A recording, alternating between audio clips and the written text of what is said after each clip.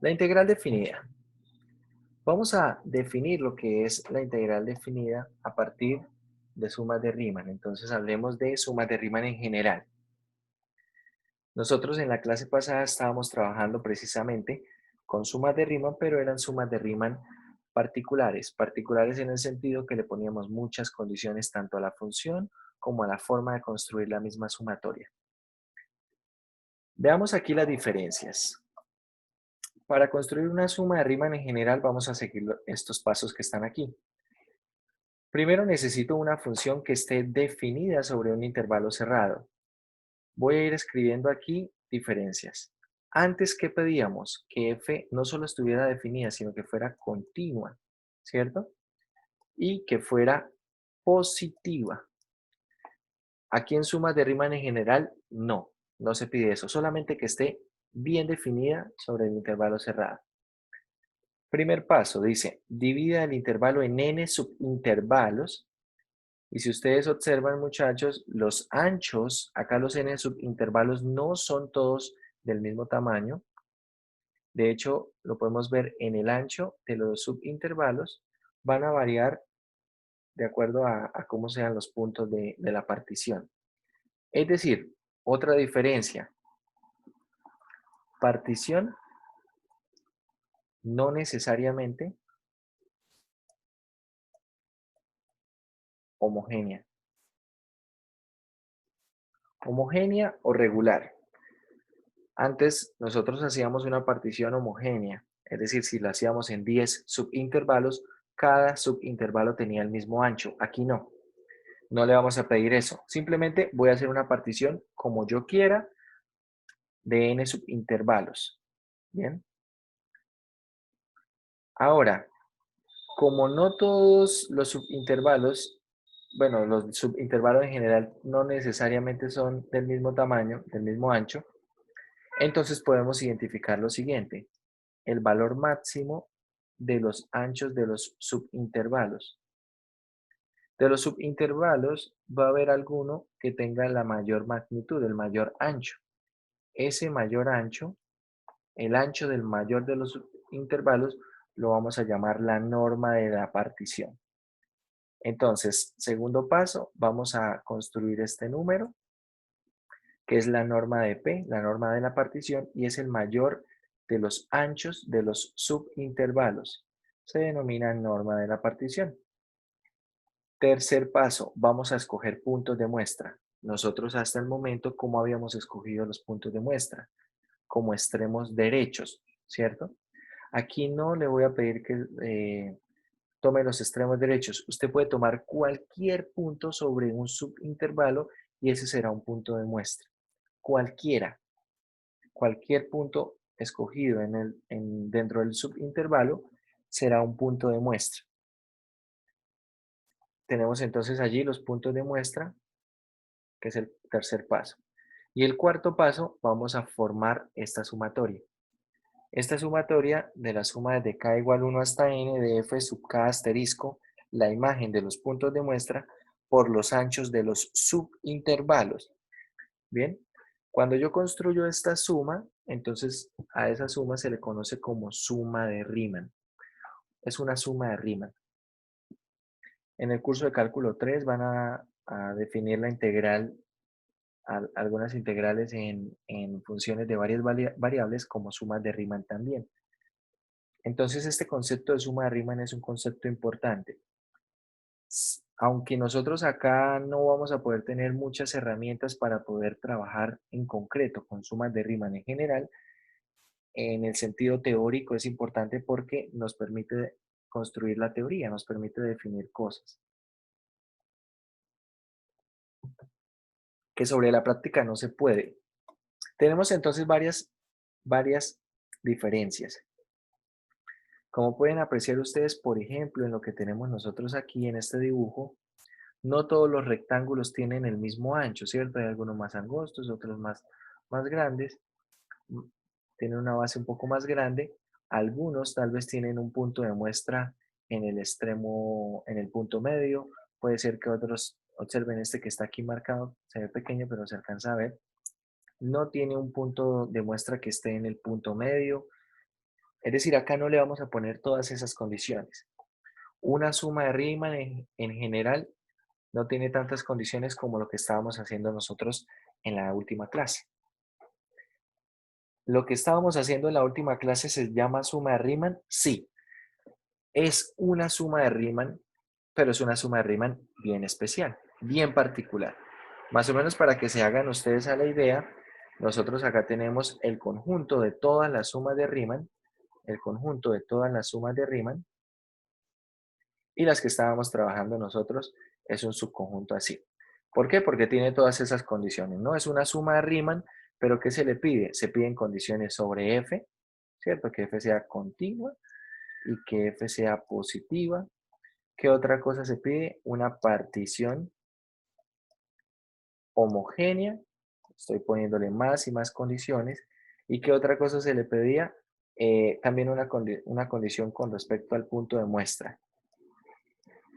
Es decir, las que nosotros estábamos trabajando es un subconjunto del conjunto de las sumas de Riemann. Entonces, ¿son sumas de Riemann? Sí, pero no todas las sumas de Riemann tienen todas esas condiciones. Es lo que quiero decir. Más o menos para que se haga una idea, es como la relación que tendría, por ejemplo, el hecho de ser colombiano y el hecho de ser santanderiano, ¿sí? Si usted es santanderiano, bueno, está viviendo acá en una región, ¿cierto? Y el hecho de ser santanderiano lo hace ser colombiano. Pero el hecho de ser colombiano lo hace ser santanderiano, pregunto yo. Si usted es colombiano, entonces es santanderiano. No necesariamente. No siempre. No, No, ¿cierto? no. Perfecto. Entonces pasa igual acá en las sumas de Riemann. Las sumas de Riemann en general no tienen este montón de condiciones. Si yo le pongo estas condiciones, entonces me da un subconjunto acá pequeñito, que también son sumas de Riemann. Pero no quiere decir que todas las sumas de Riemann sean así. En la analogía no quiere decir que todos los colombianos son santanderianos, ¿vale?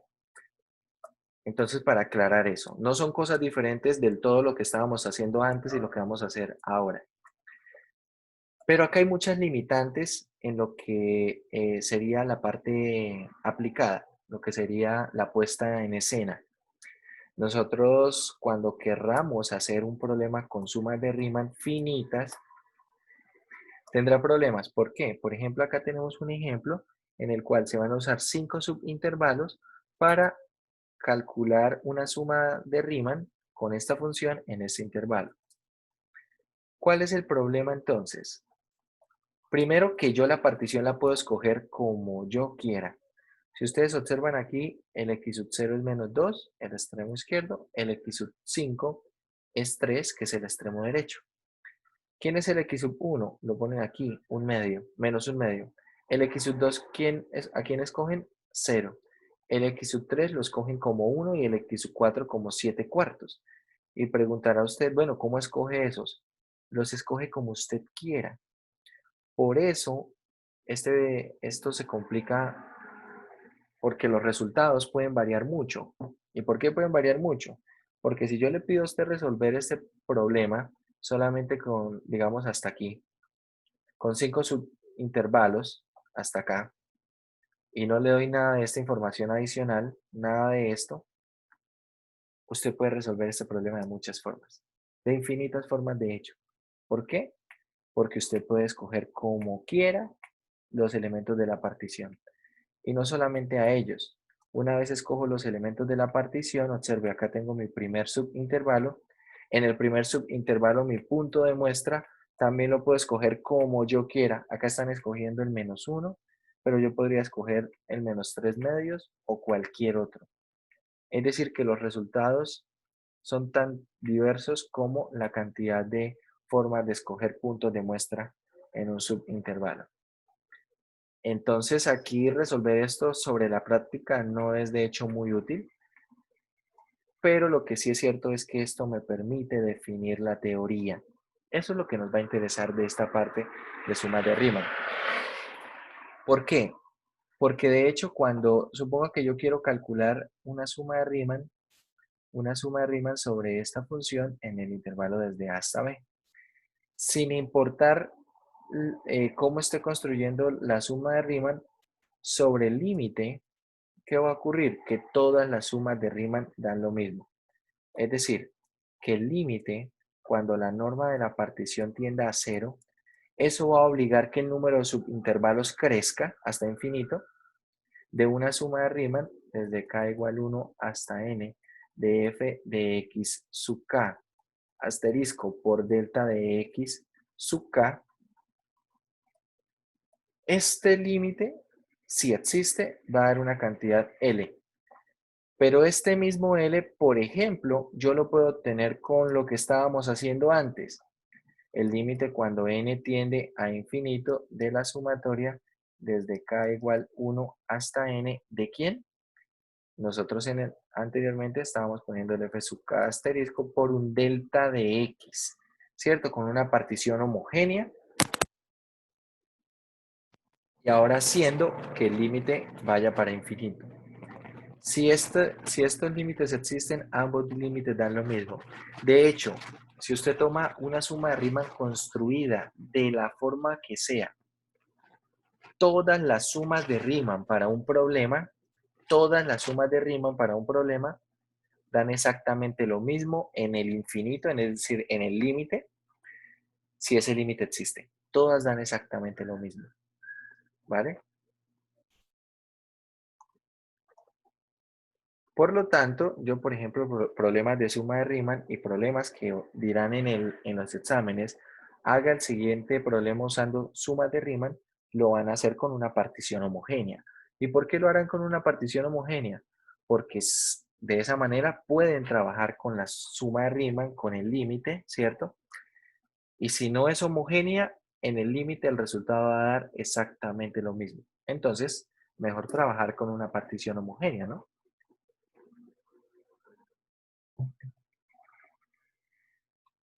Algo importante de esta suma de Riemann es que me permite definir esto. Sea f una función definida sobre un intervalo cerrado AB. Entonces, la integral definida de f de a a b se denota por esta notación. De momento nosotros tenemos integral desde a hasta b. Estos elementos que están aquí desde a hasta b, lo que me están indicando es en qué intervalo se está calculando esa integral definida. De f de x se define de esta manera. ¿Cómo se define la integral definida? Como el límite cuando la norma de la partición tiende a cero. ¿De qué? De una suma de Riemann. De una suma de Riemann arbitraria. Es decir, si yo construyo una suma de Riemann para la función en el intervalo de a hasta b y hago que la norma de la partición tienda a cero, eso me va a dar un valor. ¿Bien? Como es un límite, ese límite tiene la posibilidad de existir o no existir. Si ese límite existe, entonces ese valor se llama integral definida. El límite de esto que está acá es precisamente la integral definida. Si ese valor no existe, simplemente no existe la integral definida. ¿Bien? Realmente, aunque en la teoría es la forma en la que se define la integral definida, no es como nosotros la vamos a trabajar más adelante.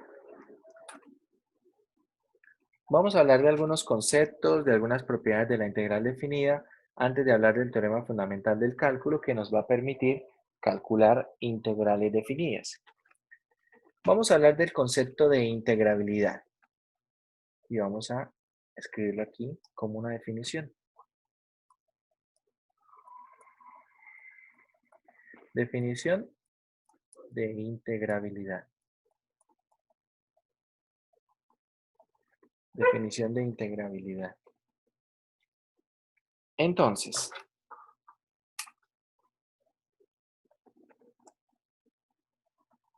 sea f una función definida sobre un intervalo AB. Vamos a poner aquí un punto. Se dice que f es integrable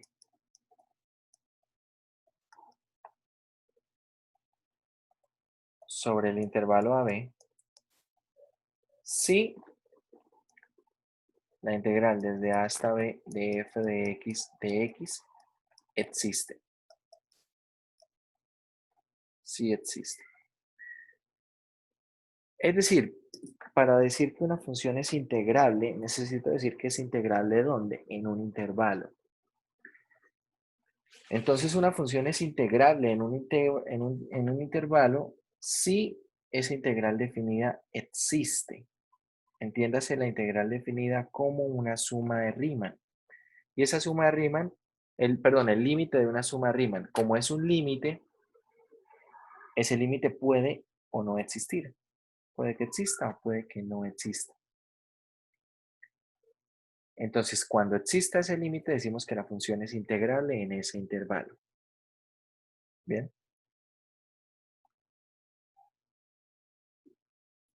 Bueno, vamos a volver aquí al PDF. Y este teorema nos garantiza una condición suficiente para la integrabilidad. Si, si tengo yo una función que es continua sobre un intervalo cerrado AB, entonces la integral definida existe. En términos de integrabilidad, lo que estamos diciendo es que si una función es continua sobre un intervalo cerrado, entonces la función es integrable sobre ese intervalo.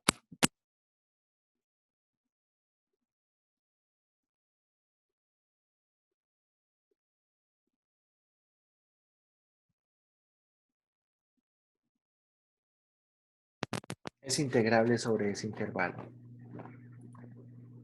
Pero ¿será que si la función no es continua, entonces no será integrable?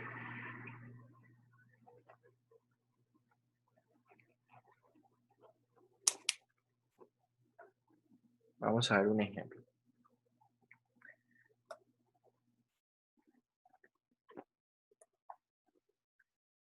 Este ejemplo nos va a mostrar lo siguiente. F puede no ser continua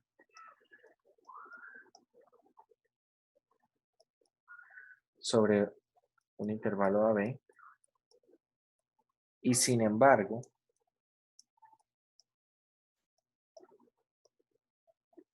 ser integrable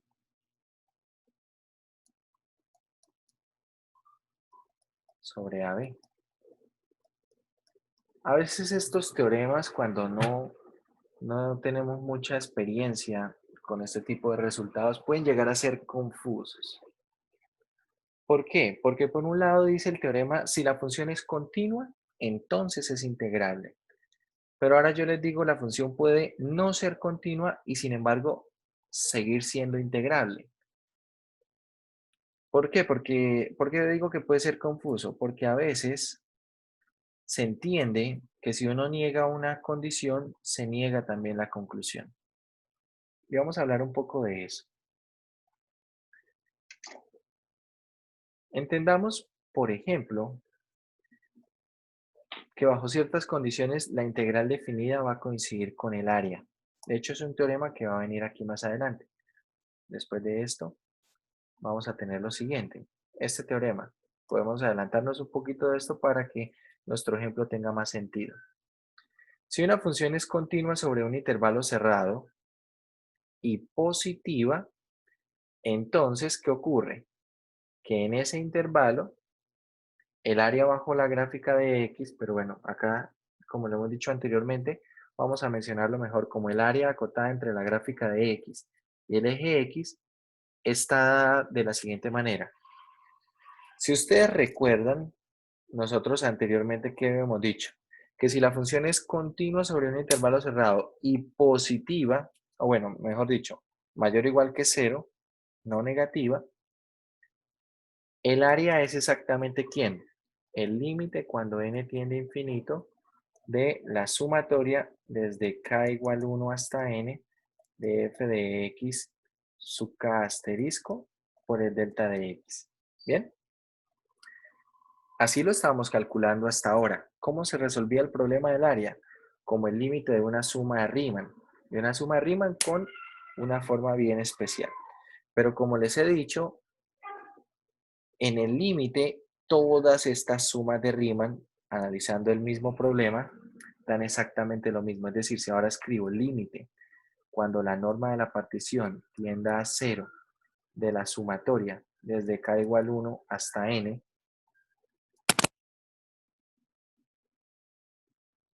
de f de x sub k asterisco por el delta de x sub k, estas dos cosas son exactamente la misma.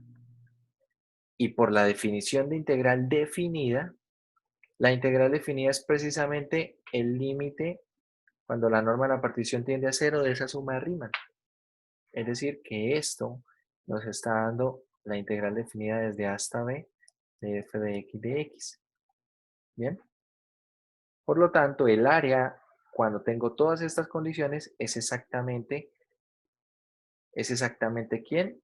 La integral definida. Eso nos dice este teorema. Ver el área como una integral definida. El área es precisamente la integral definida, pero mucho cuidado. ¿En qué casos? Cuando tenemos que la función es continua y positiva sobre ese intervalo. Bien, es continua y es positiva. Entonces, continuando con lo que decía, con el ejemplo. Una función puede no ser continua sobre un intervalo y sin embargo ser integrable. Si entendemos que el área con ciertas condiciones se puede calcular como una integral definida, entonces veamos el siguiente ejemplo. Tengo acá una integral desde a hasta b de una función que hace algo de este estilo. Tiene una discontinuidad de salto. Bien, una discontinuidad de salto acá en un punto C. Entonces, ¿qué puedo decir yo de la integral definida desde a hasta b de f de x de x? Esto, por una propiedad que va a ser bastante natural a partir de lo que estamos viendo acá, es la integral desde a hasta c de f de x, más la integral desde c hasta d hasta b de f de x. ¿Esto por qué? Bueno, básicamente piense que cada una de estas integrales definidas es el límite de una sumatoria y una sumatoria yo la puedo partir en dos sumatorias, ¿cierto? Por propiedad de sumatoria, entonces se mantiene esto también. Entiéndase que la primera integral desde hasta c de f de x, así como estoy poniendo el ejemplo, es exactamente esta área A1. Es exactamente esta área A1. Entonces esta área A1 existe, ahí al menos gráficamente lo podemos ver. Y por otro lado, la integral desde C hasta B es una cantidad de área A2. ¿Por qué es esas cantidades de área? Precisamente porque cuando la función es no negativa y es continua en el intervalo, esta función es continua desde A hasta C. Bien, desde A hasta C será continua, entonces el área A1 es precisamente la integral definida. Desde C hasta B, la función es continua, entonces esta integral definida es exactamente el área. Y estas dos cantidades de área existen, por lo tanto, esta función de acá va a ser integrable. Va a ser integrable. Esto nos muestra que una función puede no ser continua y sin embargo ser integrable. Puede no ser continua y sin embargo ser integrable. Ahorita vamos a volver a estas ideas y hablar un poco de lo que son las proposiciones. Por lo pronto vamos a continuar con el desarrollo de la teoría para tener algunos conceptos un poco más claros y ahorita hablamos de algunas proposiciones, algunas cosas que pueden resolverse, planteamos algunas preguntas de tipo falso o verdadero y vamos mirando algunas respuestas. Profe, me quedó una duda cuando su merced dice que en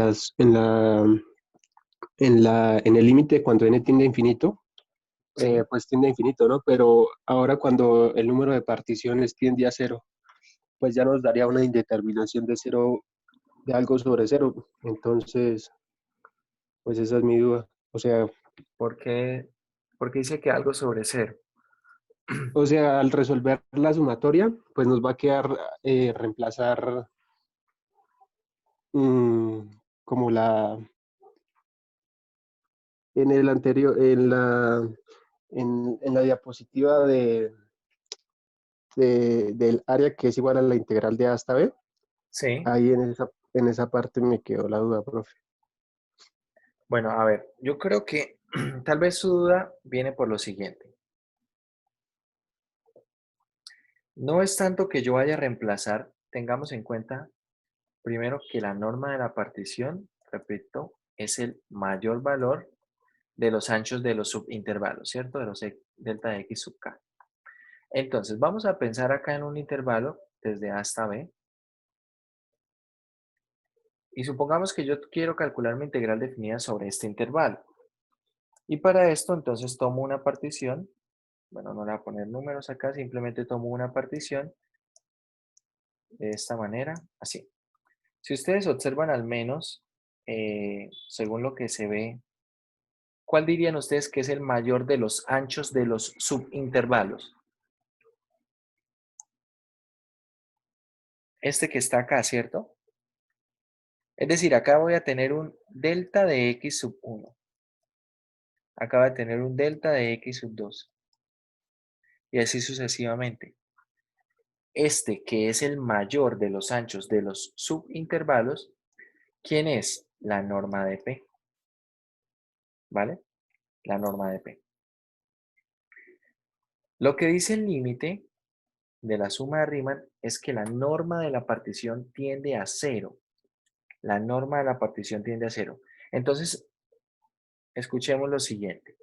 El hecho de que la norma de la partición tiende a cero quiere decir que en todo momento, cuando yo voy haciendo que la norma de la partición tienda a cero, eso quiere decir que el mayor de los anchos de todos los subintervalos se hace cada vez más pequeño. ¿Eso qué me obliga a hacer? ¿Qué me obliga a hacer? Bueno, uno dice, no es suficiente con tomar esto acá y comprimirlo. ¿Por qué? Suponga que yo hago eso y comprimo esto y hago que estos dos puntos se acerquen más. Si hago que estos dos puntos se acerquen, entonces, ¿qué ocurre? Ahora estos dos puntos se acercan, pero ¿qué ocurrió ahora? Que ahora esto que queda aquí no es la norma de P, no es la norma de la partición. ¿Por qué no es la norma de la partición? Porque ahora hay un subintervalo que es más ancho. Entonces ahora la norma de la partición resulta ser otra, ¿sí? No es que yo fije un ancho y empiece a hacer más pequeño ese ancho y ya está. No. ¿Por qué? Precisamente porque yo, por ejemplo, podría tomar acá infinitos términos. ¿Por qué en ese límite no dice que n deba tender a infinito? Porque como no es homogénea la partición, yo puedo hacer que el número de elementos en la partición tienda a infinito, sin necesidad de que la partición sea muy buena. Por ejemplo, acá, en este intervalo, puedo construir infinitos términos. ¿Sí estamos de acuerdo? Puedo construir infinitos términos. Y si esto me va a ayudar a aproximar un valor de área, acá estos otros subintervalos van a hacer que esa aproximación sea malísima, que sea malísima. Entonces, ¿qué quiere decir que la norma de la partición tiende a cero? Realmente lo que quiere decir es esto. Si la norma de la partición tiende a cero, hay algo que queda implícito, que la cantidad de subintervalos tiende a infinito. Pero no es necesario al revés. Yo puedo, repito, puedo hacer que la cantidad de subintervalos tienda a infinito y que la norma de la partición no tienda a cero, siga siendo por acá una constante. ¿Bien? Entonces, el hecho de que la norma de la partición tienda a cero sí implica que el número de subintervalos tiende a infinito. ¿Por qué? Porque ¿cómo hago yo para que la partición sea más pequeña, la norma de la partición sea más pequeña? La única forma es tomar más elementos en la partición. Entonces, por ejemplo, yo digo, bueno, si miro aquí a ojo diría que este es el más ancho. Ah, bueno, pues yo quiero que lo que sea más ancho tienda a cero. Le hago una partición a ese. Ahora ese ya no es el más ancho, ¿verdad? Tal vez este otro intervalo será el más ancho. Entonces a este le hago una partición. Y así sucesivamente. El hecho de que la norma de la partición tienda a cero, que implica que yo necesito ir tomando más y más elementos en la partición. De alguna manera, cubre lo que habíamos hecho anteriormente, ¿sí? No es tanto que yo vaya a dividir algo en cero, nada de eso, porque no quiere decir que n valga cero, no. Si la norma de P tiende a cero, entonces n tiene que ir a infinito. Si la norma de P tiende a cero, n tiene que ir a infinito. Pero es que esto debemos entenderlo. No puedo simplemente cambiar la norma de P por el hecho de que n vaya a infinito. No. ¿Por qué? Porque si no es homogénea, yo podría solamente uno de los subintervalos hacer ahí infinitas particiones y los demás subintervalos dejarlos quietos. Y esa aproximación sería malísima para resolver un problema. ¿Bien?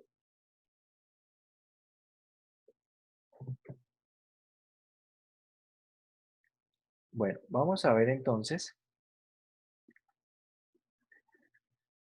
Teníamos este teorema.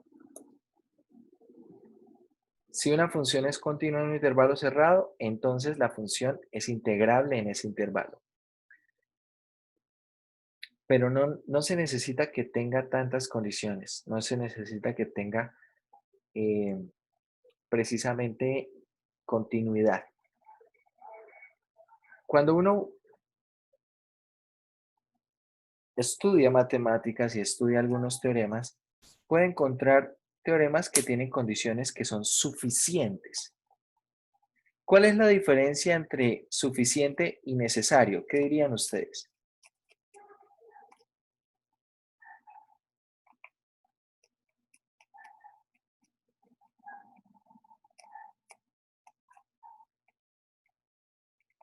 ¿Cuál es la diferencia entre suficiente y necesario? ¿O no hay diferencia para ustedes?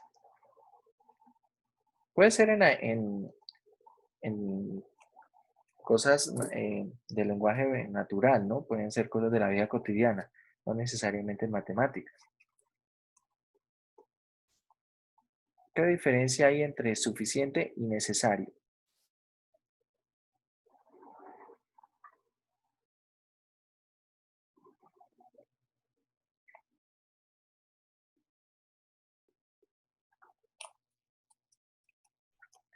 ¿No encuentran ninguna diferencia, muchachos? ¿O es lo mismo para ustedes? Suficiente y necesario.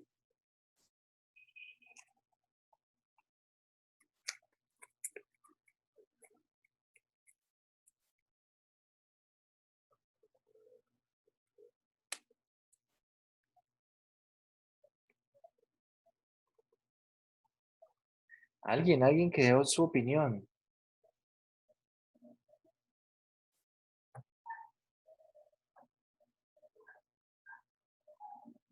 Un ejemplo, solo quiero un ejemplo de una situación donde haya algo que sea suficiente y haya algo que sea necesario.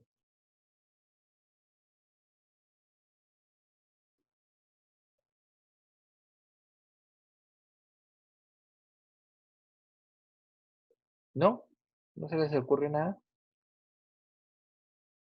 Cuando llueve es algo necesario.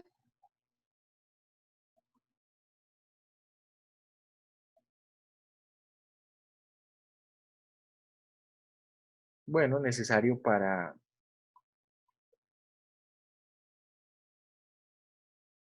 qué sería necesario?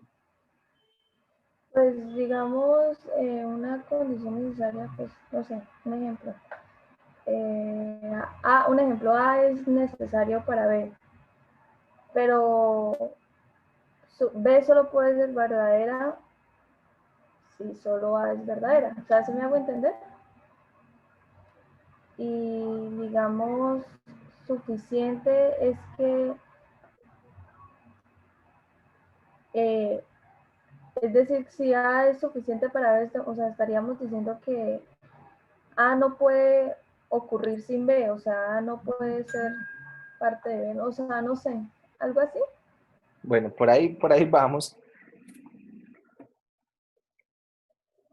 Sin complicarse mucho, les pregunto, ¿qué es necesario para que usted sea considerado colombiano? Haber No nacido en sé, Colombia.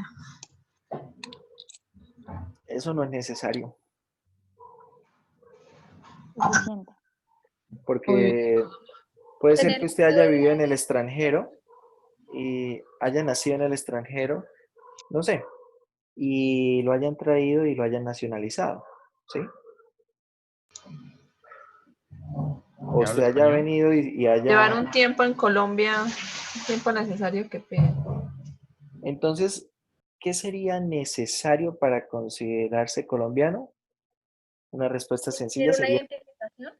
exacto, tener una identificación que lo identifique precisamente como colombiano, que tiene la nacionalidad, ya sea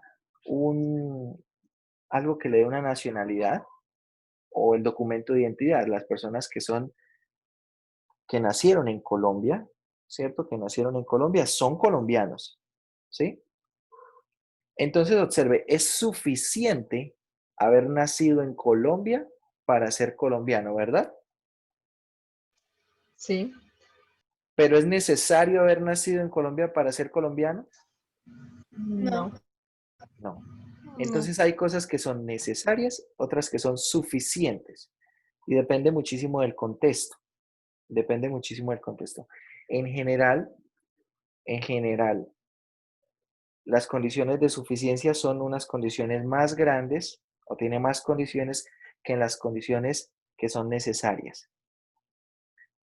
Que son necesarias. Si, por ejemplo, yo le digo, ¿cuánto necesita al mes usted para poder vivir? ¿Cuánto necesita? Suponga que, no sé, suponga que usted tiene casa propia, que solamente necesita pagar alimentación y servicios. Ya está. Alimentación y servicios. Eso sería lo necesario, ¿cierto? Lo necesario sería el dinero para pagar alimentación y servicios. Pero suficiente sería algo más.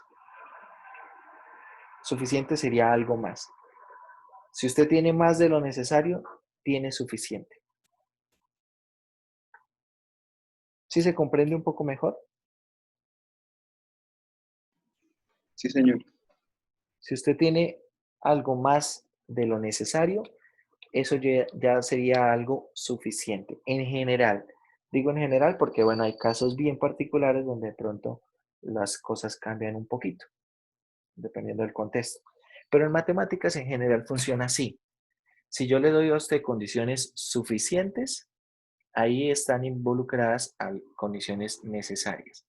Hay cosas que se necesitan para que se cumpla algo, pero si yo doy más de lo que necesito, estoy dando condiciones suficientes. Entonces, veamos lo siguiente. Nosotros acá tenemos que una función, si una función es continua en un intervalo cerrado, entonces la función es integrable. La función es integrable.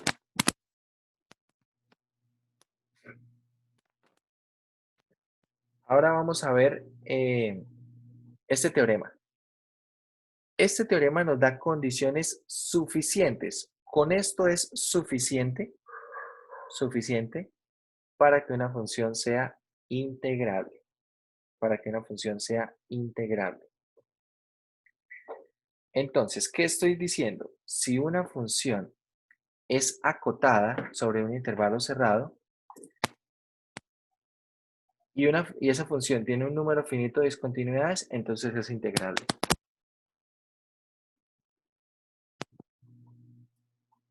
Veamos lo siguiente. Son dos condiciones. La primera está un poco más explicada.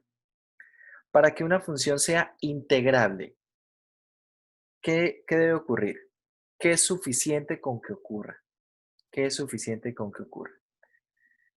Si la función es acotada, si la función es acotada sobre un intervalo cerrado y tiene un número finito de discontinuidades en el mismo intervalo, entonces la función es integrable.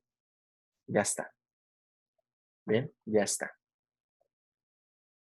Si la función es acotada y tiene un número finito de discontinuidades, entonces decimos que la función es integrable. ¿Qué es ser acotada? Acá explican lo que es ser acotada. Ser acotada quiere decir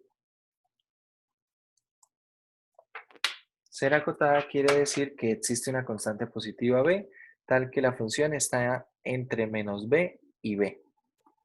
En otros textos tal vez ustedes encontrarán algo de este estilo.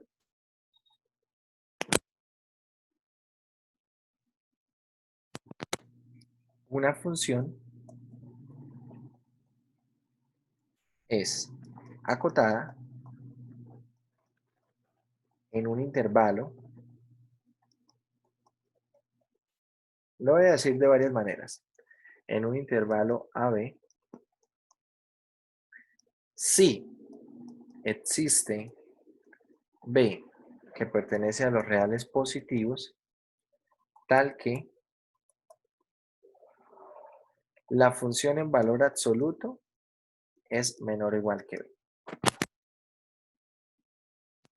Es totalmente equivalente a la que nos da el texto.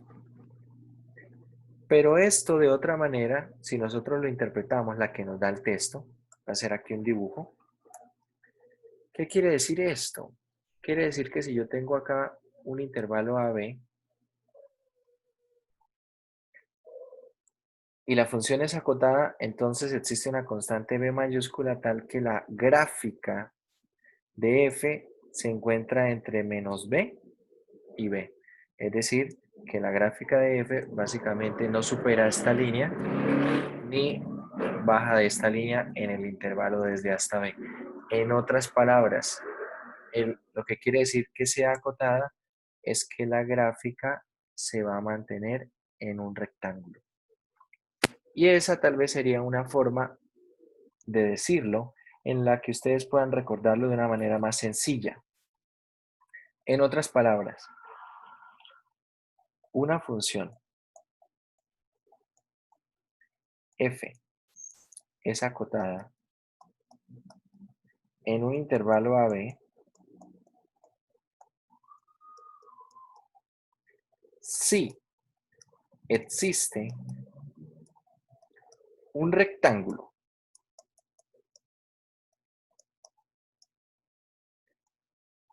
de dimensiones finitas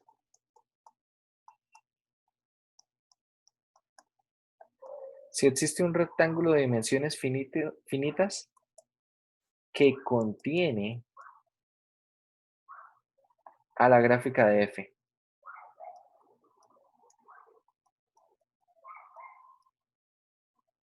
Que contiene a la gráfica de f. Básicamente acá, lo que hicimos antes, podemos ver ese rectángulo, ¿cierto? Precisamente lo que se está definiendo con el hecho de ser acotada. Entonces una función es acotada en un intervalo si existe un rectángulo de dimensiones finitas que contiene a la gráfica de f. Tal vez es un poco más fácil de recordar esa definición.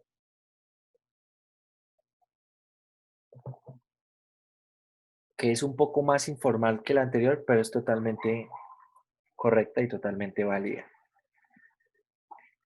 Ejemplos de funciones acotadas tenemos muchas, pero quiero mostrarles un ejemplo en el cual, dependiendo del intervalo, la función será acotada o no. Tengo la función 1 sobre x. F de x es igual a 1 sobre x. Por ejemplo, si yo quiero analizar la función en el intervalo de 1 a 3, solamente me estoy preocupando por este tramo de la gráfica. Y claramente yo puedo construir un rectángulo ¿cierto? Que contiene a ese tramo de la gráfica.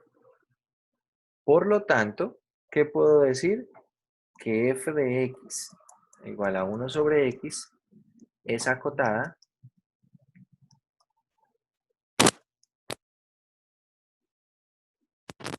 en el intervalo de 1 a 3. Puedo decir eso. Esa función es acotada en el intervalo de 1 a 3. Pero ahora pregunto, ¿esta función es acotada en el intervalo de 0 a 1? ¿Esto es verdad? ¿Es acotada en el intervalo de 0 a 1? Entonces, si nosotros miramos el intervalo de 0 a 1, estoy analizando esta porción de la gráfica hasta aquí. La pregunta es, según su experiencia con este tipo de funciones, con la función 1 sobre x, existe un rectángulo de dimensiones finitas, es decir, donde el ancho es una cantidad finita y el alto también es una cantidad finita, que contiene completamente a la gráfica de la función en el intervalo de 0 a 1, ¿sí o no?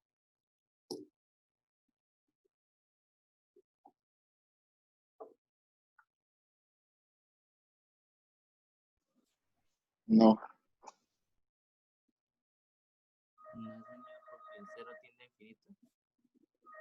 Bueno, vayan pensándolo un momento que están aquí tocando el timbre.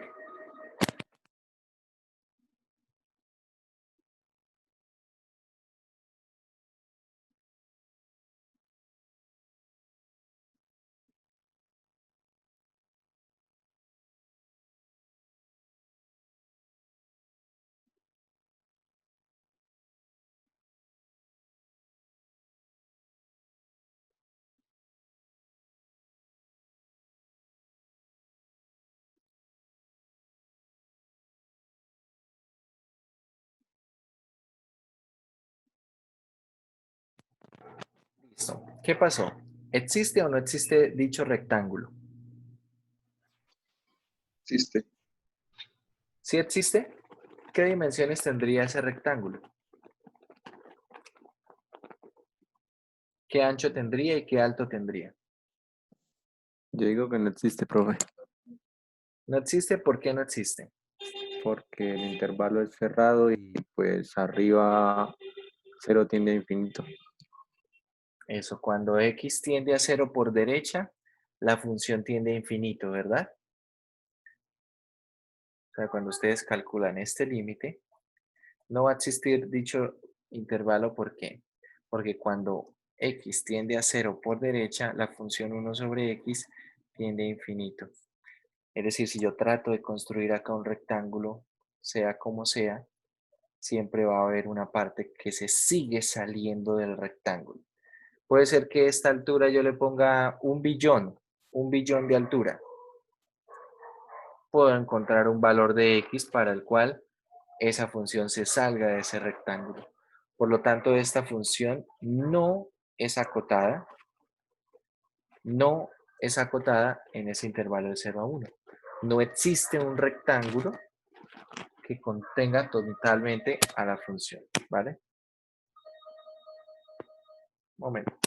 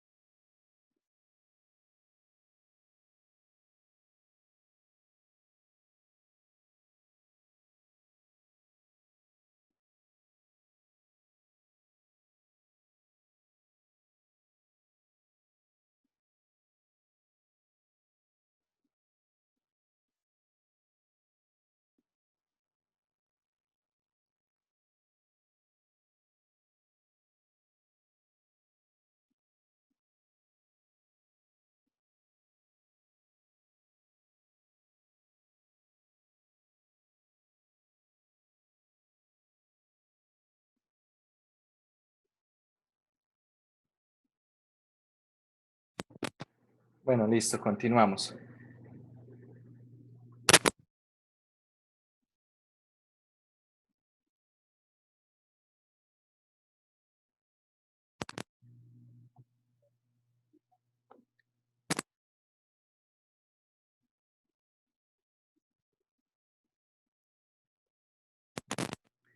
Volviendo a este teorema tenemos lo siguiente. Si la función es acotada, ya vimos lo que quiere decir que sea acotada, ¿verdad? Y tiene un número finito de discontinuidades, entonces la función es integrable.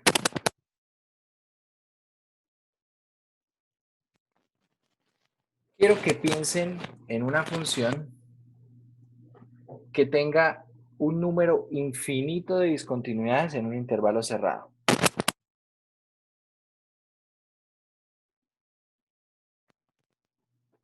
Quiero que piensen en una función que tenga un número infinito de discontinuidades en un intervalo cerrado. E a la X. E a la X tiene un número infinito de discontinuidades en un intervalo cerrado. ¿En qué intervalo?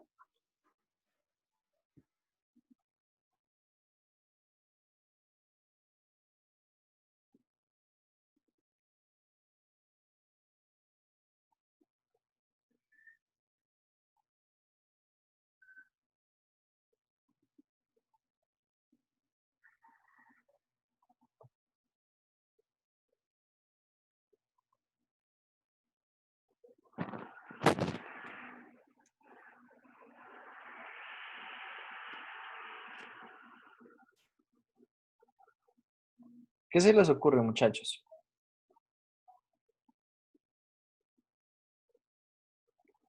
Una función que tenga un número infinito de discontinuidades en un intervalo cerrado.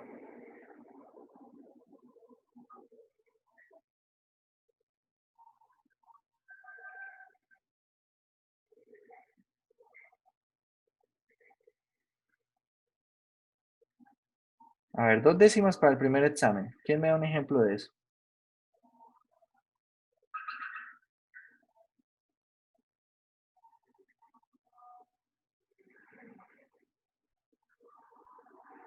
Logaritmo de X ¿En qué intervalo tiene un número infinito de discontinuidades? de 0 a 1. Pero ahí solamente tiene una discontinuidad. Ojo, no confundir con discontinuidades infinitas a que tenga un número infinito de discontinuidades. Por ejemplo, a ver, si yo grafico acá la función y igual a la tangente de x.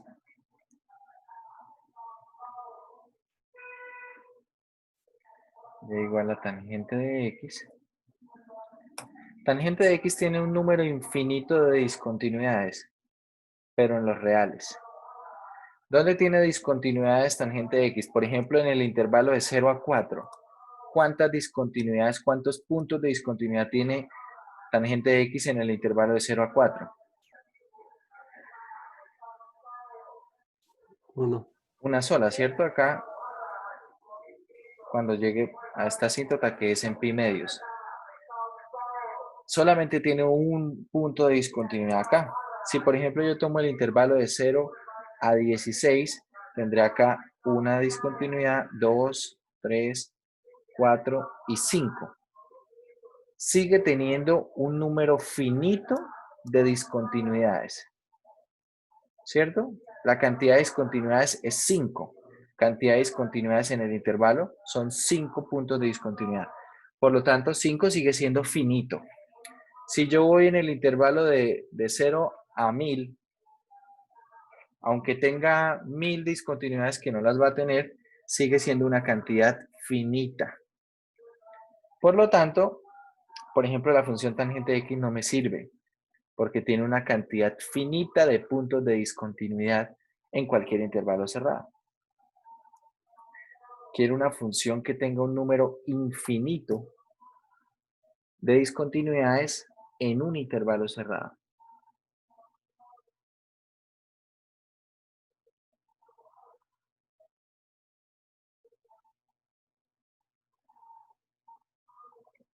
¿Será que eso existe?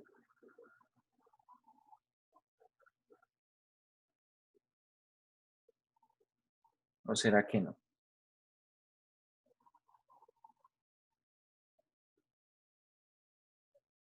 Yo podría hacer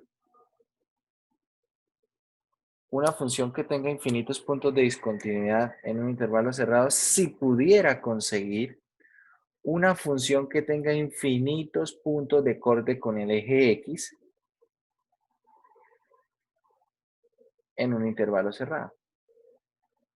¿Conocen ustedes alguna función que corte al eje X infinitas veces en un intervalo cerrado?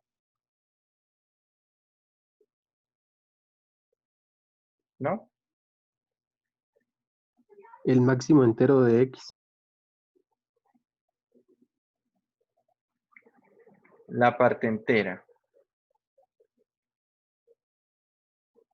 Bueno, aunque esa por ser constante, realmente lo que me va a dar es un intervalo donde no existe la función, donde no va a estar definida. Entonces no me sirve. O sea, necesito que corte infinitas veces al eje X, pero que no sea constante en ese tramo, que no sea una constante cero.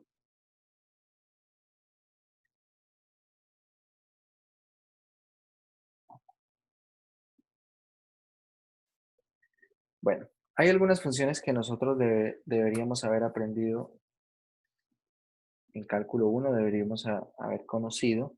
Y hay funciones que son bien interesantes en cálculo 1. Una de ellas, pueden construir ustedes la siguiente función. Esto tal vez no lo encuentran en la parte de funciones. Puede ser que la encuentren en la parte de funciones compuestas, pero con seguridad deberían haberla encontrado en la parte de límites. De hecho, en el texto guía, a ver, no estoy seguro, a ver, 326, vamos a mirar. No estoy seguro en la parte de límites, cuando se definen los límites trigonométricos, aparece exactamente esta función. Vamos a ver si es así. Límites trigonométricos es la 2.4, si no estoy mal. Acá está, límites trigonométricos. Acá está, obsérvenla. Seno de 1 sobre x. Esta la vieron ustedes en el curso de cálculo 1. Está en el texto, acá está. Seno de 1 sobre x tiene este comportamiento. Es una función que corta al eje x en infinitos puntos, en un intervalo cerrado. Bien. Si quieren revisarlo, la página del texto es la 89. A ver, creo que estamos en esta. Sí. Es la 89. Entonces esta función, que cuando uno empieza a hacer un zoom, observe, miren la escala. Quiero que se den cuenta de la escala. Acá esto es una escala, esto es una unidad. Y miren la cantidad de veces.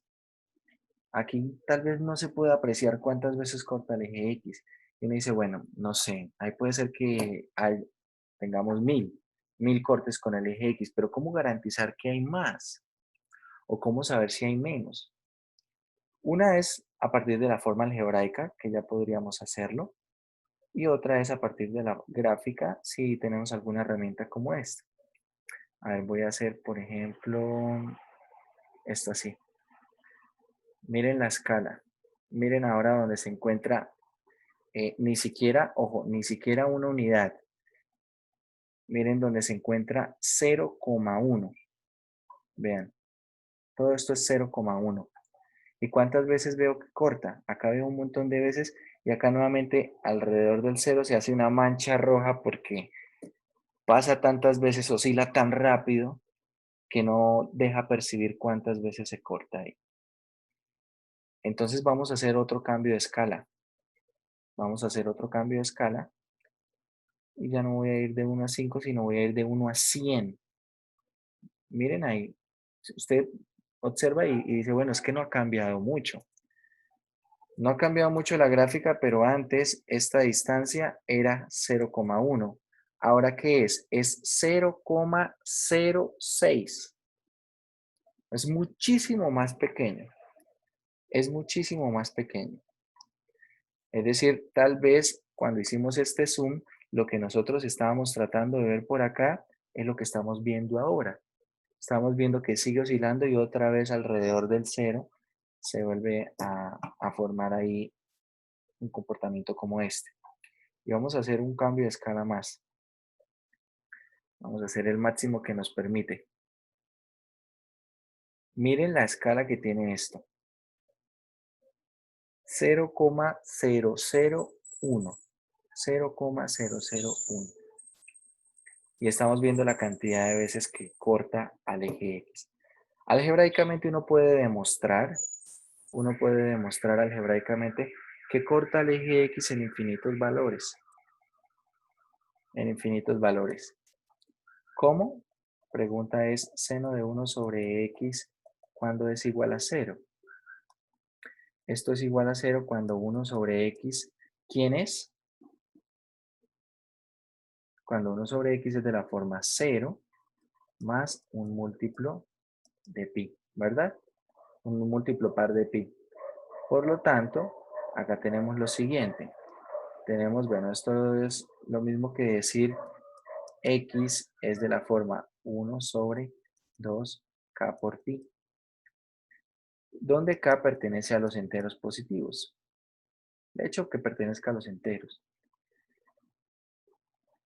Vamos a poner lo que pertenezca a los enteros sin el 0. Si k toma cualquier valor de estos, seno de 0, seno de 1 sobre x se hace 0. Si x toma cualquier forma de las que está acá, 1 sobre 2k, 2k por pi, seno de 1 sobre x es 0. ¿Y cuántos valores hay aquí en esta expresión? Acá hay infinitos valores, tantos como tiene los números enteros. Entonces hay infinitos valores que hacen que el seno de 1 sobre x se haga 0. Por lo tanto, tengo ahí una función que corta infinitas veces al eje x en un intervalo cerrado. A ver, voy a ponerlo otra vez en una escala.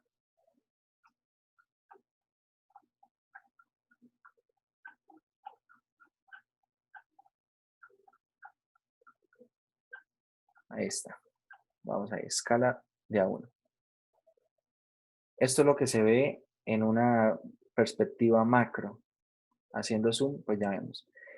Y ahora quiero que tenga infinitos puntos de discontinuidad. Como ya lo dije, yo tengo acá una función que tiene infinitos cortes con el eje X en el intervalo de menos 1 a 1. ¿Cómo hago para construir ahora una función que tenga infinitos puntos de discontinuidad? Pues voy a hacer lo siguiente. 1 sobre seno de 1 sobre X. ¿Por qué? Porque en cada punto de corte con el eje X de seno de X, la función f ahí va a tener ¿qué? Un punto de discontinuidad, ¿cierto? Por lo tanto, voy a construir esta función. Construimos esta función y igual a quién? A 1 sobre seno de 1 sobre X. Eso es cosecante de 1 sobre X. Ahí está. Y cuando uno también ve una perspectiva macro, así como lo estamos viendo, de la cosecante de 1 sobre X, tal vez no tiene una muy buena idea de qué es lo que está ocurriendo ahí. Entonces, si vemos también un cambio de zoom, ahí está, ahí se ve un poco mejor. Voy a ocultar la que está en rojo y nos concentramos en la que quedó en azul. La que quedó en azul, como pueden ver, por ejemplo, esto viene con una curva así y acá tiene una asíntota. Por el otro lado continúa de esta manera. Y acá donde baja esta, continúa la siguiente. Y así sucesivamente. Es decir, esto tiene infinitas asíntotas verticales en el intervalo de menos 1 a 1. Es una función bien especial, bien particular, porque tiene esas características que no las tienen muchas otras funciones, ¿no? Pues yo puedo construir infinitas funciones que tengan esto también, pero Pero si analizo las funciones como tal, cuando me hacen una pregunta de este estilo, como una función que tenga infinitos puntos de discontinuidad en un intervalo cerrado, tal vez no se me ocurren muchas cosas, ¿verdad? Ahora ya se les debe ocurrir. Ahora ya podemos ver que es posible que una función tenga infinitos puntos de discontinuidad en un intervalo cerrado. Entonces, eso es lo que dice la segunda parte, que la cantidad de discontinuidades sea un número finito, que no ocurra como lo que ocurrió con esa función. Si eso ocurre, si la función es acotada y el número de discontinuidades, ese número es finito, entonces la función es integrable. ¿Vale? La función es integrable. Y dicho así, claro, por ejemplo, tenemos funciones como la que tenemos aquí en pantalla. Tiene solamente un punto de discontinuidad y es acotada. Entonces esto es integrable. Entonces eso es integrable. Bueno, este teorema ya lo revisamos. Cuando la función sea positiva o cero, es decir, sea no negativa, y la función sea continua en el intervalo cerrado, la integral definida nos da el valor del área acotada entre la gráfica y el eje X sobre el intervalo. Bien. Acá tenemos algunos problemas donde se trabaja nuevamente con sumas de Riemann, porque por ahora la única forma de trabajar con sumas de Riemann es a través de, perdón, la integral definida es a través de sumas de Riemann. La única forma de calcular esas integrales definidas por ahora es así. Entonces, veamos algunas definiciones y algunas propiedades de la integral definida. La primera propiedad que vemos aquí es la integral definida en la cual los límites de integración son los mismos. Es decir, voy a ir a calcular la integral desde A hasta A. Si ustedes lo piensan, sería la suma de Riemann definida en un punto, ya no en un intervalo, en un punto. Por supuesto, esa suma da 0. Segunda propiedad. La segunda propiedad es de mucha mayor utilidad que la primera, porque se usa en más ocasiones. Y es la inversión de límites. Cuando yo invierto los límites de integración, los cambio de orden, lo que ocurre es que la nueva integral cambia de signo. ¿Bien? La nueva integral cambia de signo. Si yo tengo una integral desde A hasta B de f de x y quiero cambiar los límites de integración, solo quiero intercambiar el orden. Desde A hasta B de f de x, ¿qué ocurre? Que esto cambia de signo. Cambiará de signo. ¿Ok? Tenemos más propiedades. Acá tenemos otro par de propiedades. Estas propiedades se mantienen de la integral indefinida. La propiedad de poder sacar una constante, ¿cierto? De la integral, ya la teníamos en la integral indefinida.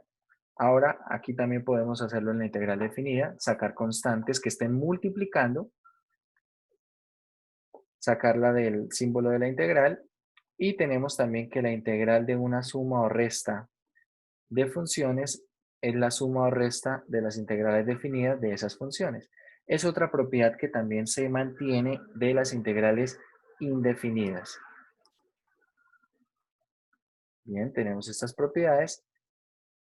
Y para terminar esta sección, una propiedad que es bien interesante. Y es una propiedad que me va a permitir separar una integral definida en varias integrales. Esto, ¿por qué queremos hacerlo? A ver, esto vamos a querer hacerlo para poder resolver problemas.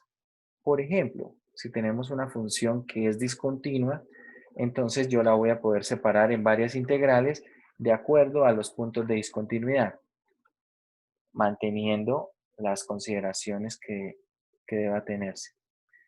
Básicamente lo que dice el problema es lo siguiente. Si usted tiene una integral desde A hasta B y tiene un número C que está dentro del intervalo AB, entonces puede separarlo usted en dos integrales, desde A hasta C y luego desde C hasta B. Como les digo, esto realmente permite poder calcular integrales de funciones que, por ejemplo, no son continuas o que están definidas a tramos.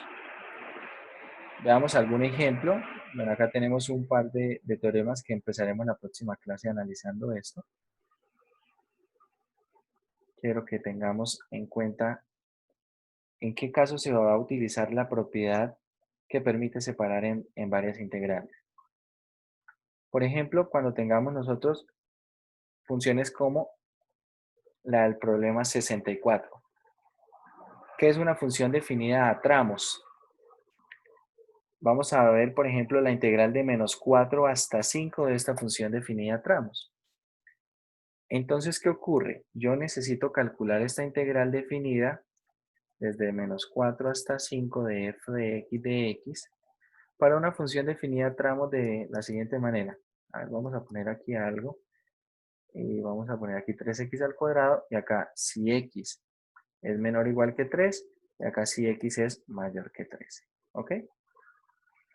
Entonces, si x es menor o igual que 3, la función está controlada por la expresión x. Por lo tanto, esta integral definida no la voy a poder calcular directamente. Va a tener bastantes problemas.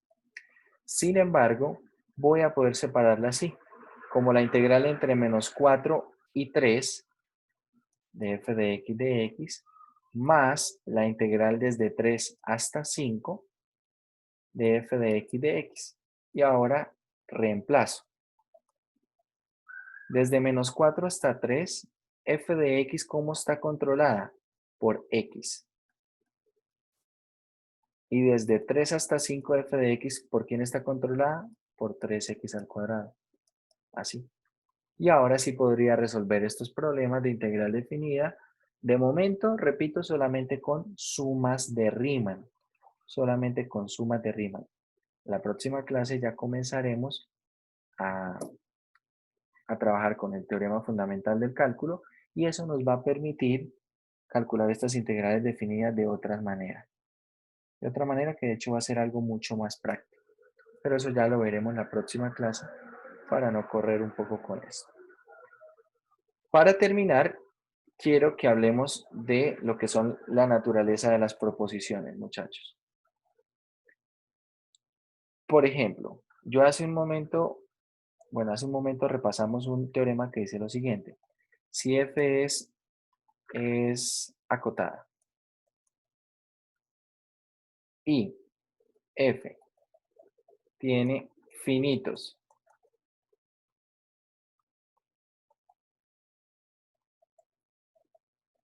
puntos de discontinuidad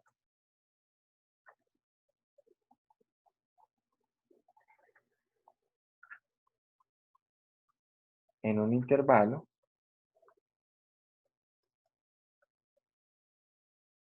digamos un intervalo AB, ¿qué ocurre? Si tengo esta condición, ¿qué puedo concluir? Entonces, voy a poner aquí entonces, f es integrable en ese intervalo desde A hasta B, ¿verdad? Tengo esta conclusión. Cuando ustedes lean una proposición o un teorema, de hecho, en matemáticas, deben notar, muchachos, que los teoremas en matemáticas en general tienen la estructura sí, entonces. Si ocurre algo, si se cumple algo, a esto le llamaremos la condición o las condiciones, entonces obtenemos algo. A esto le llamaremos la conclusión.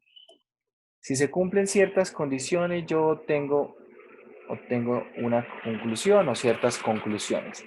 Todos los teoremas en matemáticas, excepto los que sean de estructura sí, solo sí, tienen esta estructura sí. Entonces, pueden revisarlo en los teoremas que tenemos por aquí. A ver, estos últimos teoremas no los hemos visto, pero quiero que veamos la estructura. Tienen la forma si se cumplen estas condiciones, entonces tengo esta conclusión. Si condiciones, entonces conclusión. ¿Sí ven? Tienen siempre la estructura sí, entonces. Repito, a menos de que sea un sí, solo sí, que es una doble implicación. En algunas ocasiones, no está escrito en esa forma tan textual. Acá dice, para cualquier constante se cumple esto. Podría decir, si K es una constante, entonces se cumple esto. ¿Bien? Veamos otros teoremas. Este tiene la misma estructura. Si se cumplen todas estas condiciones, coma, entonces se tienen estas conclusiones. ¿Vale? Sí, entonces. ¿Por qué es importante reconocer esta estructura para poder entender cómo se lee un teorema? Porque muchas veces los problemas de concepciones y de conceptos que tienen ustedes cuando están estudiando algo en matemáticas, en estos cursos de cálculos, es que no sabemos interpretar muy bien los teoremas. Tal vez creemos que entendemos lo que dicen los teoremas, pero puede ser que tengamos confusiones. Acá tenemos igual más, aunque esto es una definición, también tiene una estructura así entonces. De hecho, esto es más bien, debería ser más bien un teorema porque son propiedades, no tanto una definición, a mi gusto. Acá tenemos otro teorema con estructura sí, y observe, tiene todo esto, entonces el área bajo la curva. Quiero que hablemos de las condiciones. Miren, las condiciones pueden ser tantas como sea necesaria en el teorema. No necesariamente una sola condición, pueden ser un montón de condiciones. Y las conclusiones puede ser una o también pueden ser un montón de conclusiones. Pero lo que quiero es que entendamos muy bien cómo se comportan las condiciones y cómo se comportan las conclusiones. Entonces, para eso, quiero que respondan esta pregunta. Voy a poner dos afirmaciones. Si F no es continua en AB, en un intervalo cerrado AB, entonces voy a decir simplemente F no es integrable.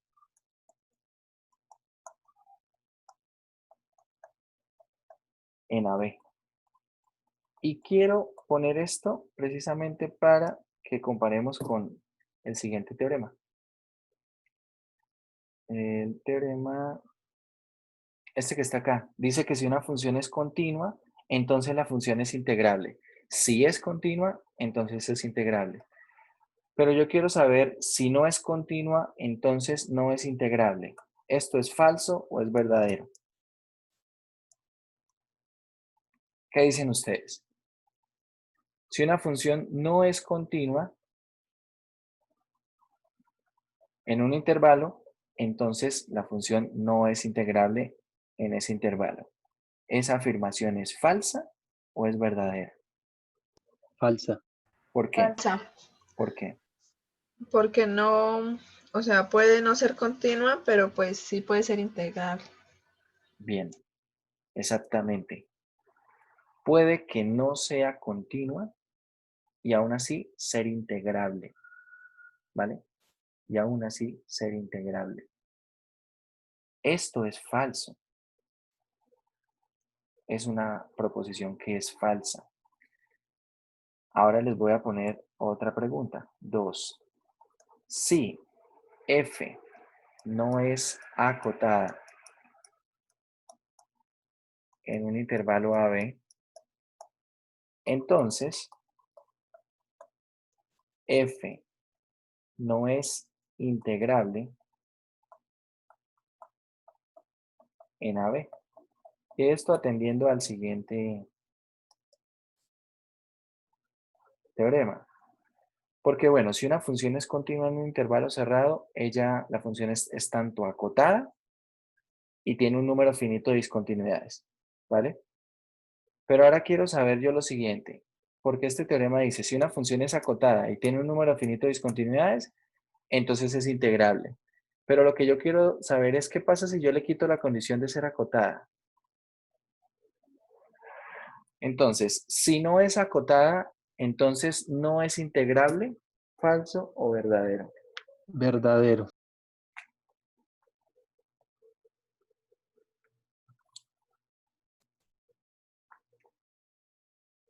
Si no es acotada, entonces no es integrable.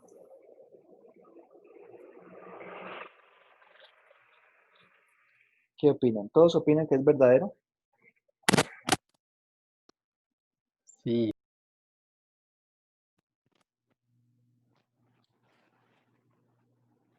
De hecho, esto es falso también. La función puede que no sea acotada y puede ser integrable. Puede serlo.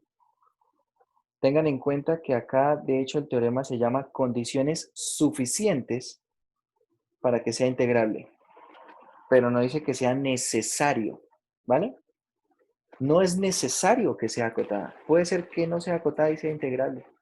De hecho, más adelante, para que podamos prever dónde vamos a ver un ejemplo de esto, cuando hablemos de integrales impropias. Profe, pero si yo le doy un ejemplo de, por ejemplo, la función de, de, de, de logaritmo natural, pues allá sería, no es integrable desde, digamos, del intervalo desde -1 a 1. Por ejemplo, en 0 a 1 no es integrable esa función. Pero el hecho de que exista un ejemplo no quiere decir que todas las funciones que sean no acotadas no son integrables. Usted está encontrando un ejemplo de una función que es no acotada y que no es integrable. ¿Bien? No quiere decir que todas las funciones no acotadas serían no integrables. Ah, es como el conjunto. Es como el conjunto de las sumas de Riemann, ¿no? Más o menos, que poníamos hace un rato. Para que también entendamos esto un poco. Si usted en este momento está en Colombia, entonces usted es colombiano. ¿Eso es falso o verdadero? Falso. Falso. Falso. Es mucho más fácil entenderlo así. Y el hecho de que yo aquí en Colombia encuentre una persona que, por ejemplo, tenga nacionalidad alemana y diga, vea, esta persona es alemán. Eso quiere decir que como hay una persona que es alemana en Colombia, ¿quiere decir que todos los que están en Colombia en este momento son alemanes? No. ¿No? Solamente encontré un ejemplo. ¿O quiere decir que todos los extranjeros que están en Colombia son alemanes? No. No. Entonces acá ocurre lo mismo. El hecho de que yo encuentre un ejemplo de una función que es no acotada y que también es no integrable, no quiere decir que todas las que son no acotadas son no integrables, ¿vale? Entonces, a partir de los ejemplos, yo no puedo generalizar. No puedo generalizar a partir de los ejemplos. Y eso es un error que se comete muchas veces cuando se leen los teoremas o se conciben algunas ideas. Que a veces uno dice, bueno, con este ejemplo, eso es cierto, entonces pienso que es cierto siempre. No. De la misma forma, lo que quiero decirles es lo siguiente, muchachos. Si, por ejemplo, yo tengo una afirmación, si se cumple una condición, entonces se obtiene una conclusión, ¿vale? Pero si no se cumple esa condición, no quiere decir que no se tenga la conclusión. La conclusión, es decir, si yo cambio la condición, puede ser que se tenga la conclusión también, o puede ser que no, pero no puedo asegurar nada. Pongo otro ejemplo y yo pongo muchos ejemplos con el contexto de la vida real porque es mucho más comprensible para analizar proposiciones. Si usted el día de hoy se gana la lotería, entonces usted mañana será feliz. En general, sin ponerle mucho condimento a la frase. ¿Qué dicen ustedes? ¿Es verdad o no? En su caso particular, si usted hoy se gana el baloto, entonces mañana estará feliz. ¿Sí o no? ¿Le ocurrirá o no le ocurriría?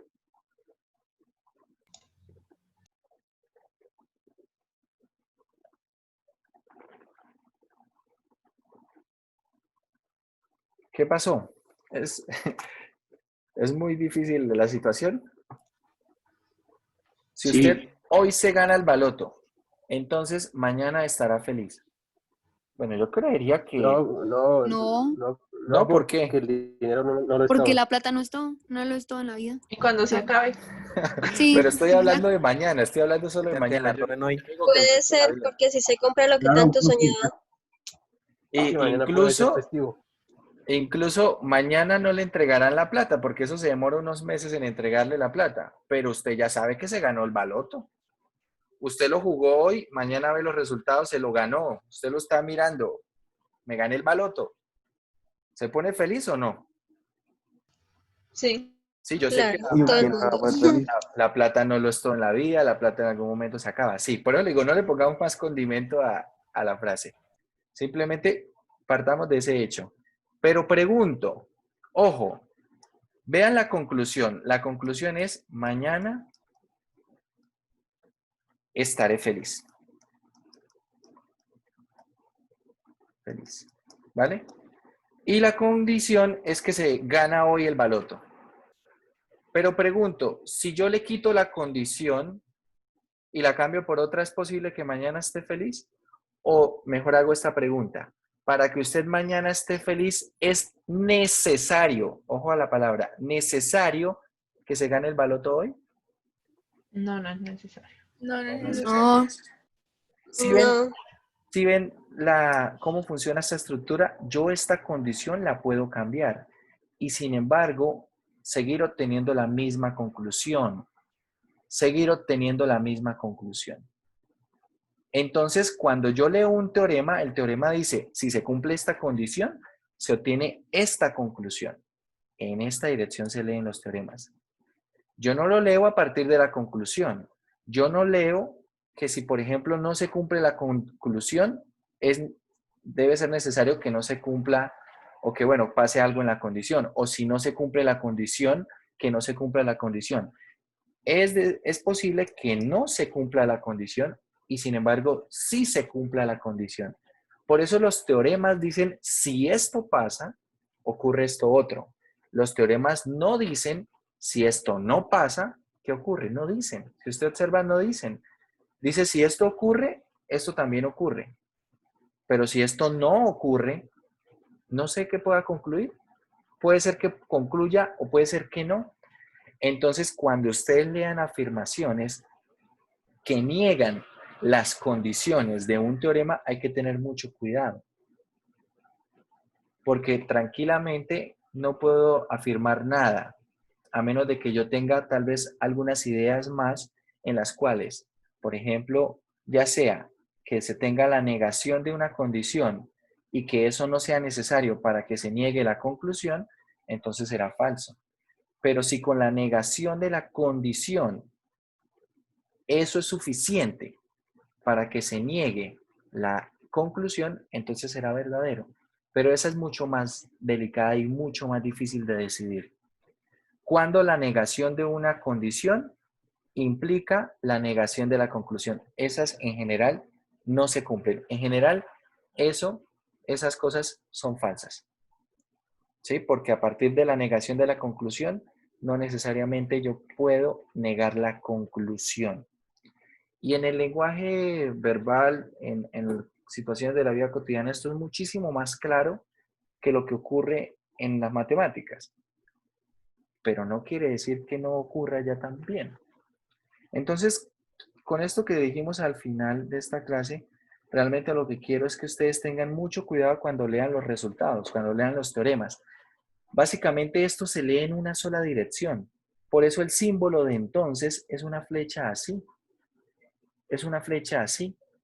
Quiere decir que si usted lee el sí, lee la condición, tiene esto. Pero si no tiene lo de la condición, entonces no puede ir.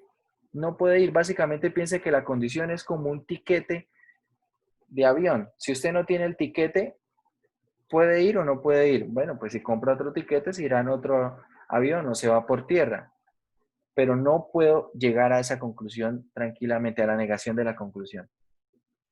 Yo solamente sé que cuando lea un teorema de la estructura sí, entonces, cuando se cumpla el sí, cuando se cumpla la condición, tengo la conclusión, tengo el entonces. Si no se cumple la condición, no sé nada del entonces. Puede ser que sí o puede ser que no. Y ahí necesitaría hacer más cosas para convencerme de en un caso particular qué ocurre. ¿Vale? Entonces, esto para que tengamos cuidado en la forma en la que leemos los teoremas.